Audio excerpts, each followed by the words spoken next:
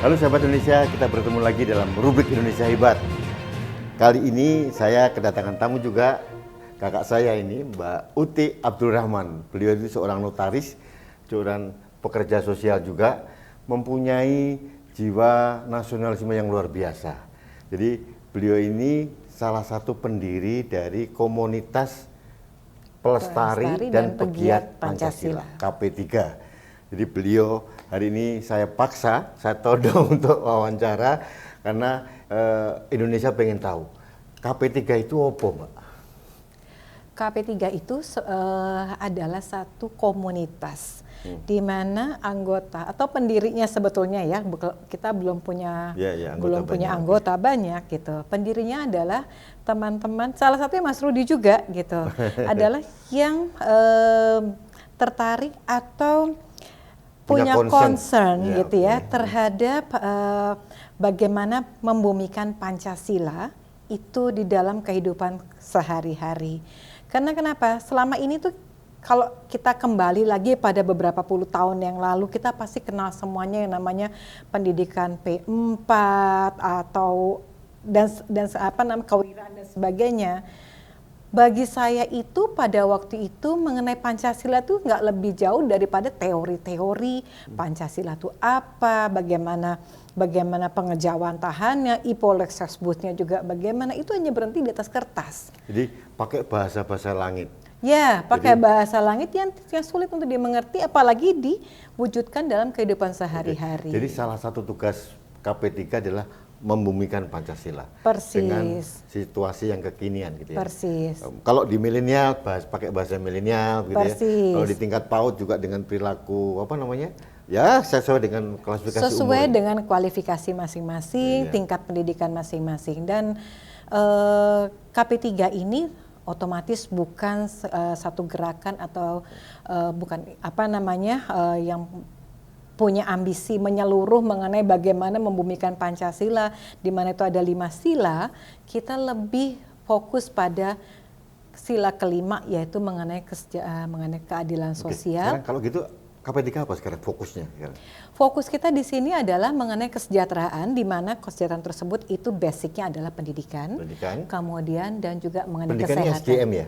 SDM, betul. Jadi dalam pendidikan dalam arti luas ya? Dalam arti luas, karena Okay. kita ingin membangun SDM itu yang kuat bagi jadi Indonesia. Inline dengan visi pemerintah yang sekarang. Persis, pengembangan SDM. persis. Okay. Kita jangan mimpi negara kita menjadi besar, menjadi maju, kalau SDM kita nggak berkembang. Okay. Nah, kita sendiri juga merasakan pada saat ini mengenai pendidikan di Indonesia ini itu amat sangat sulit ya dicari polanya, dicari benang merahnya, bagaimana seseorang tersebut dari mulai dia brujul di rumah, kemudian dibesarkan oleh keluarga, dimasukkan ke sekolah ke PAUD sampai pendidikan dasar, menengah, itu ada satu sistem yang membentuk seseorang menjadi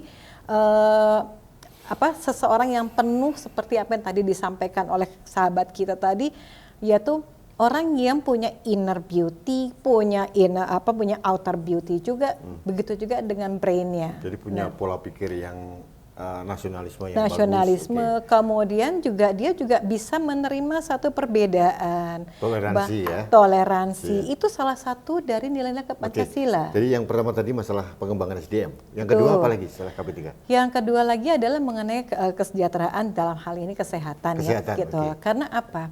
Pendidikan yang baik tapi kalau nggak disertai dengan kesehatan, itu juga hampir, itu boleh dibilang nothing, gitu. Jadi antara pendidikan dan kesehatan itu harus saling mendukung. Jadi nggak ada ceritanya pendidikan bagus tapi kesehatan terabaikan. Begitu juga sebaliknya, gitu. Mbak, kalau begitu ke depan ya, kegiatan konkret dari KP3 itu seperti apa kira-kira? Konkret dari KP3 di sini adalah satu, kita memberikan mengajak kawan-kawan untuk melakukan membangun komunitas masing-masing di sekitar kita, pertama kali dari diri kita, keluarga kita, tetangga kita, bagaimana membangun bangsa ini dari hal yang paling simpel dari rumah tangga. Kemudian dan yang utama fokus dari ini adalah anak-anak yang usia PAUD, Mas. Iya, Gitu. iya. Kenapa itu yang difokuskan? Karena anak-anak usia PAUD tersebut itu adalah cikal bakal dari satu bangsa yang dimana mereka itu mulai terbentuk nilai-nilai kemanusiaan, kemudian nilai-nilai kebudayaan, bagaimana menghargai orang, gitu ya. Yeah. Nah, dari situ, karena kalau tidak dimulai dari situ, PAUD tersebut kalau kita boleh analogikan dengan bangunan, anak usia dini itu sama seperti pondasi awal dari ya? satu bangunan, gitu. Dari 0 sampai 5 itu ada pondasi awal. Jadi kalau fondasinya kuat, otomatis dia akan tumbuh. Begitu dia masuk di atas 5 sampai itu sudah pengembangan. Yeah. Nah, salah satunya pengembangan didapat dari luar. Berarti artinya KP3 akan berkolaborasi dengan beberapa pihak ya? Untuk persis, antara lain dengan guru, kemudian dengan masyarakat, dengan tokoh setempat. Yeah. Nah, kenapa kami itu juga kami concern mengenai itu? Karena di akhir-akhir ini kita lihat bahwa anak-anak ini dunianya sudah tidak lagi anak-anak, tetapi dibawa ke arah-arah politik. Ya. Nah, itu sudah satu kondisi yang tidak sehat. Ya. Bagaimana kita mau menciptakan SDM yang baik kalau andai kata anak-anak itu dibiarkan bahkan diseret ke dunia yang bukan dunia anak-anak, sehingga pendidikan itu sama sekali jauh dari tujuannya. Jadi artinya KP3 ini bergerak bukan untuk memasyaratkan nama Pancasila, tapi lebih pada nilai-nilainya ya? Nilai-nilai Pancasilanya itu sendiri, bukan Pancasila, karena KP3 tidak berwenang dengan tidak punya kompetensi mengenai bagaimana mengejawantakan Pancasila, tapi nilai yang terkandung dalam Pancasila itulah yang akan kita sosialisasikan, kita tanamkan kepada generasi muda. Berarti nanti KP3 ada kemungkinan nggak akan memberikan suatu masukan kepada pemerintah? Jelas ya. Kita akan memberikan apa yang kira-kira bisa dilakukan oleh pemerintah untuk melakukan pengembangan SDM. Karena pada saat ini kabinet kita ini kan sekarang Indonesia Maju. Kemudian juga SDM yang baik kan. Tagline-nya pemerintah sekarang SDM unggul, Indonesia maju. Indonesia maju. Nah, bagaimana kita mau membentuk SDM unggul kalau pendidikan anak itu tidak diperhatikan? Pendidikan dan kesehatan ya. Dan kesehatan, gitu. Itu jadi prasyarat dasar, infrastruktur dasar. Betul. Jadi kita menggunakan kata pelestari dan pegiat Pancasila itu bukan Pancasilanya itu sendiri yang akan menjadi, tetapi value, nilai dan konten dan Pancasila itu apa sih? Bagaimana kita menerapkan dalam kehidupan kita sehari-hari? Oke, Mbak Uti, di kabinet yang sekarang di pemerintahan Presiden Jokowi itu ada yang namanya BPIP ya, Badan Pembinaan Ideologi Pancasila. Bagaimana Mbak Uti melihat peranan lembaga ini? Terus terang buat saya sebagai bagian dari masyarakat biasa yang ada di masyarakat secara umumnya, saya terus terang tidak merasakan ya keberadaan BPIP tersebut. Persis, jadi gitu. Itu seperti mercusuar yang ada tapi nggak terdengar dan tidak terasa. Gitu. Padahal sebetulnya BPIP itu adalah motor untuk menggerakkan nilai Pancasila itulah di masyarakat. Kan kalau kita mau mengejawantakan atau kita mau mewujudkan nilai Pancasila kan seharusnya, maaf Pak, bukan dengan ingin menggurui siapapun BPIP. Juga dengan BPIP, tetapi paling tidak BPIP itu yuk mengajak tokoh-tokoh bangsa ini supaya bisa menerapkan apa sih value dari Pancasila itu sendiri.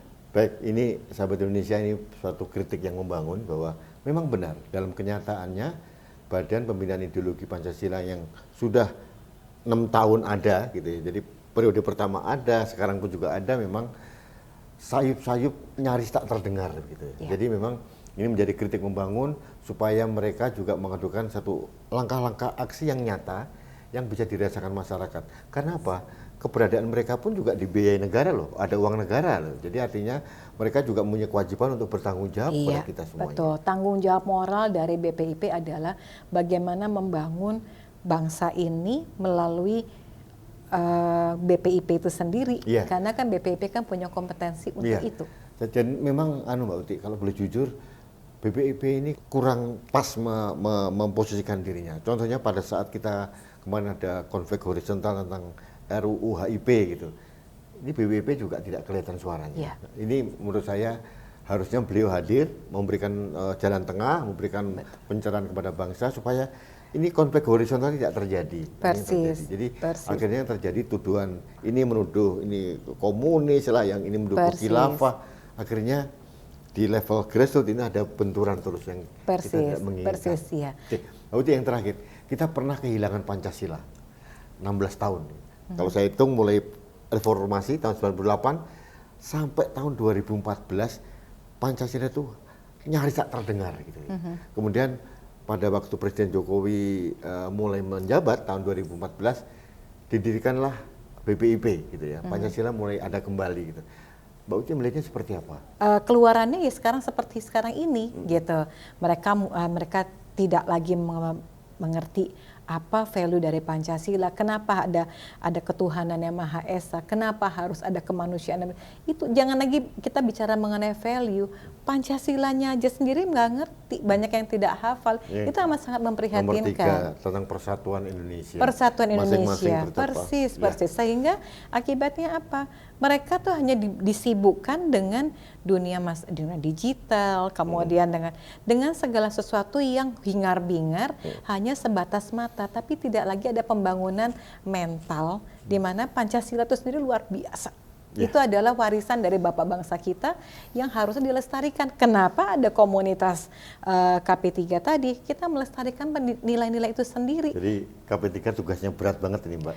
Berat, tetapi kalau kita bergandeng tangan untuk membangun bangsa ini, kita nggak usah mimpi besar bahwa kita akan membangun se-Indonesia, tapi kita membangun berantai, kita dengan lingkungan kita, dengan lingkungan Mas Rudi, dengan lingkungan kawan Mas Rudi. Insya Allah kalau kita sudah punya program yang ada benang merahnya, kita mau kemana, tiap orang pasti punya kontribusi untuk membangun Indonesia, dengan benang merahnya adalah Pancasila itu sendiri. Uti, saya doakan komunitas pegiat dan pelestari Pancasila ini berjalan dengan baik, Insya Allah. bisa berkarya untuk negeri, bermanfaat untuk anak bangsa, dan mudah-mudahan sukses semua. Salam untuk teman-teman KP3 yang lain. Baik, terima kasih. Rawuhnya juga datang ke sini. Saya todong untuk ngobrol di sini. Tapi ini pencerahan untuk anak bangsa, ya, Mbak. Jadi apapun yang Mbak sampaikan ini adalah bekal bagi kami semua anak bangsa. Ada kelompok-kelompok yang sangat peduli dengan keindonesiaan kita. Betul. Terima kasih, Mbak Uti. Baik, terima kasih. Sampai ketemu. Baik anak bangsa, kita ketemu lagi di acara berikutnya. Kami akan mengundang beberapa tokoh yang membuat kita semakin hebat dalam rubrik Indonesia Hebat. Sampai bertemu kembali.